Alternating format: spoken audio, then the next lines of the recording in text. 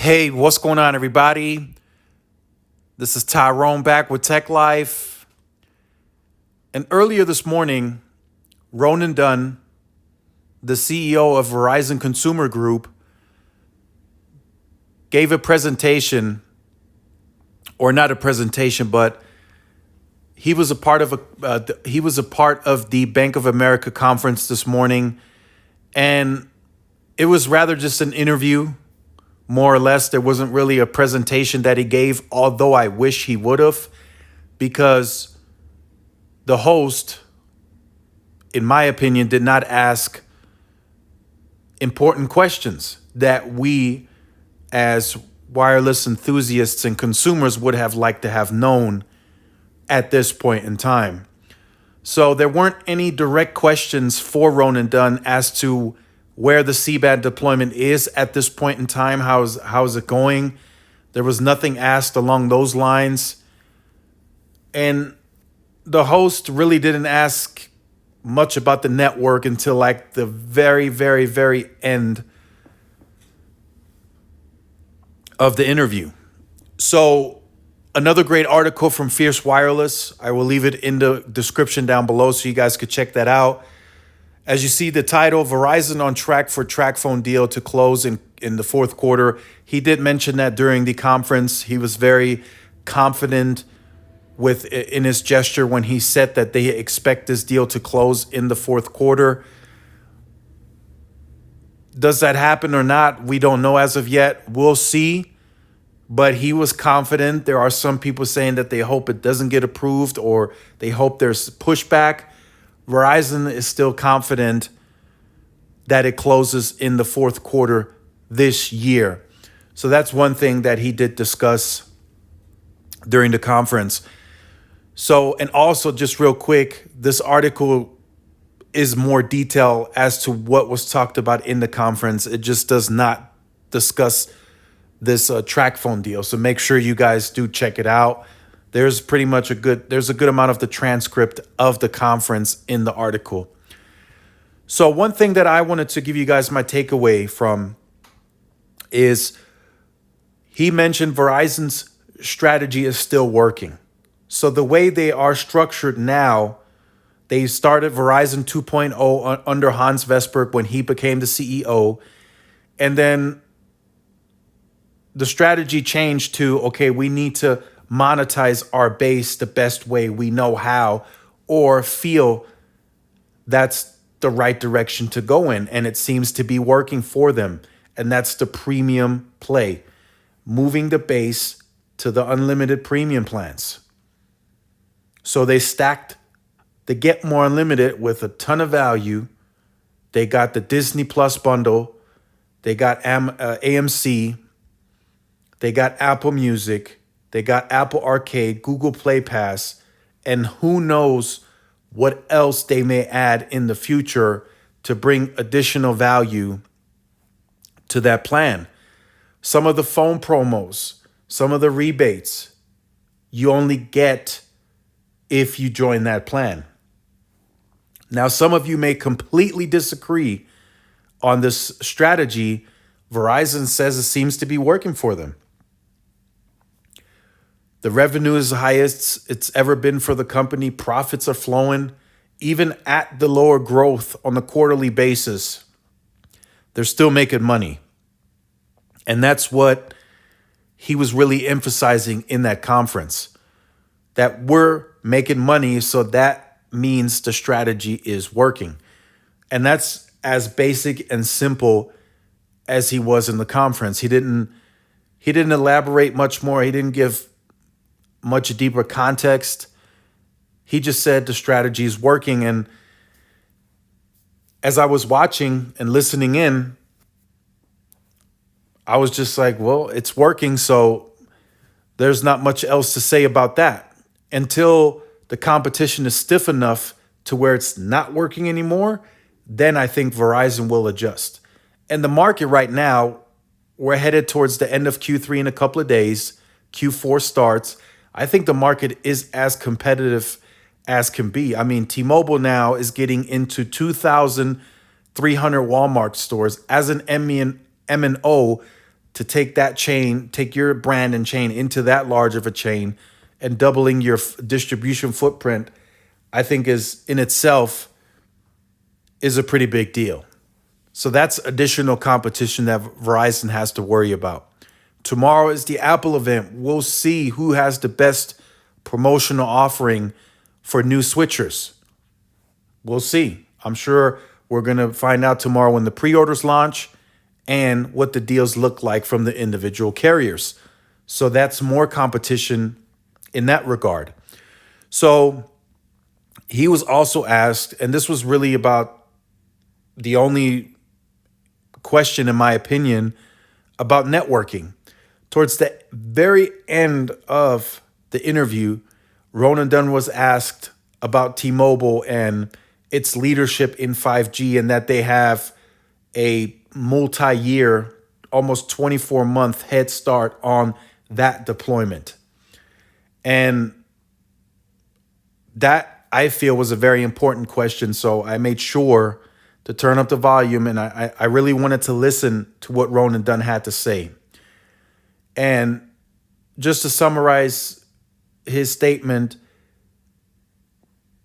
he feels that T-Mobile really doesn't have an advantage over them. He says, yeah, 5G is out there. It's deployed from T-Mobile. But here's what we have. We have the baseline of an award-winning network that we're transitioning or in the middle of migrating from LTE to 5G. And once we get that going, we're really in no rush because the use cases for 5G are not out there yet. That's how he really talked about it in the conference.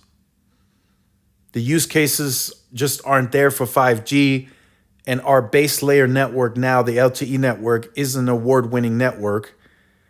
And once they transition into adding that C-band, that network is going to be fast. It's going to be blazing fast. Just to summarize his words and what he said during that conference. So, again, of course, a competitor is not going to bow down to another competitor. So he's not going to sit there and say, yeah, T-Mobile has a 2-year lead. It's going to be tough for us to match their pace.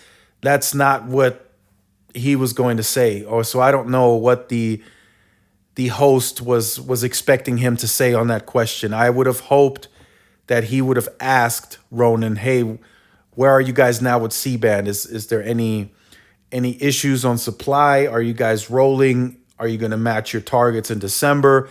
I would have liked to ask questions along those lines, but that question never came, other than the T-Mobile question about them having a 2-year lead.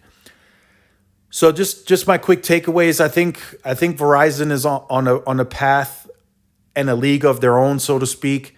They don't want to seem to steer away from their strategy. The premium play, the value play, it seems to work. Millimeter wave is still they're still pushing that down consumers' throats. That's being deployed at a very large scale. Very, very large scale. I'm seeing nodes pop up in my city. Phoenix, they're popping up everywhere. New York City, Chicago, all the big markets. Millimeter wave everywhere. And that's only going to get more deeper and extensive heading into next year.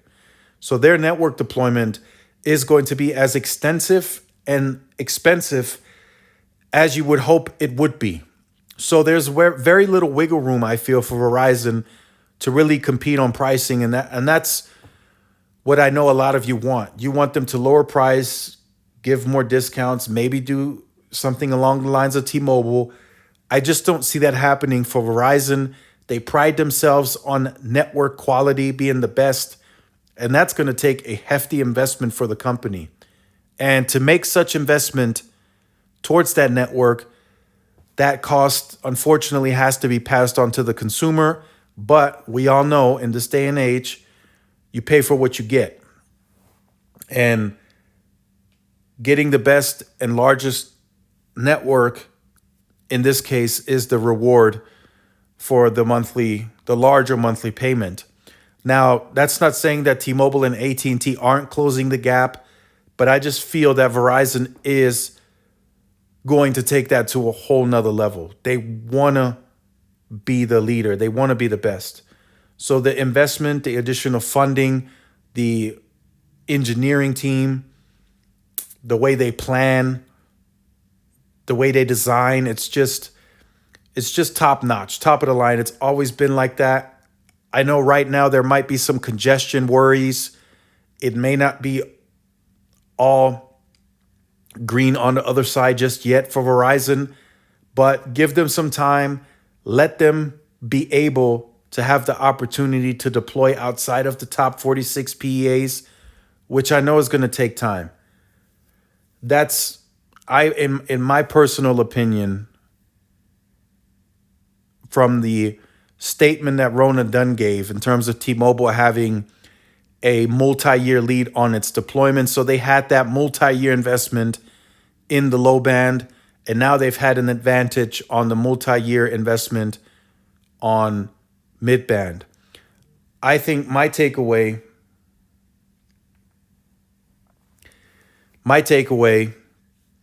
on that is that T-Mobile has the capabilities going forward. They had that ability these last 2 years, but going into next year and the year after, they can deploy outside of the top 46 PEAs and actually turn on that mid-band spectrum.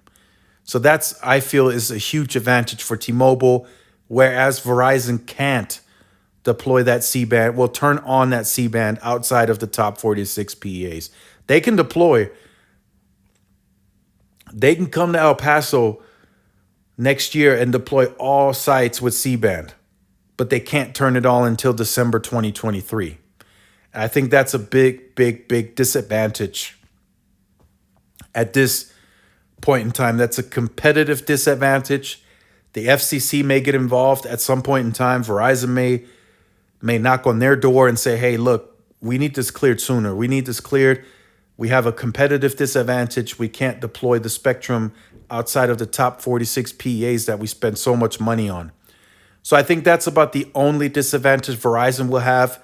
I think they'll get busy in other regards. The densification is massive right now for Verizon, especially once they are able to add C-band into the small cells. Their densification is going to be absolutely insane. And that's how they're prepping these small cells. Some of those small cells are millimeter wave only, but a lot of them also come with a canister to add additional LTE carriers, 5G, C-band, whatever they decide to deploy on that small cell, they will be able to make that happen. So I just wanted to leave you guys with this network update. Again, not much about the network itself. This was really just Roland Dunn in an interview answering questions, and the host, I feel, really didn't ask any specific questions towards the network. He just asked about the business. Roland Dunn said the business is fine, the strategy is working. They have about 25% of the base now on 5G devices. I feel that's a very big percentage that they moved up to, meaning 75% of their base is still on LTE. So they still have to cater to that base as well. So let me know what you think about this in the comment section down below. If you have been on the channel or you are new to the channel and you have not yet liked, shared, subscribed, make sure you do so. Hit that notification bell so you are notified when I do upload content. Make sure to follow my social media outlets for more updates and interactions. Thanks again for watching. This is Tyrone with Tech Life, and I will see you guys in the next one. Peace.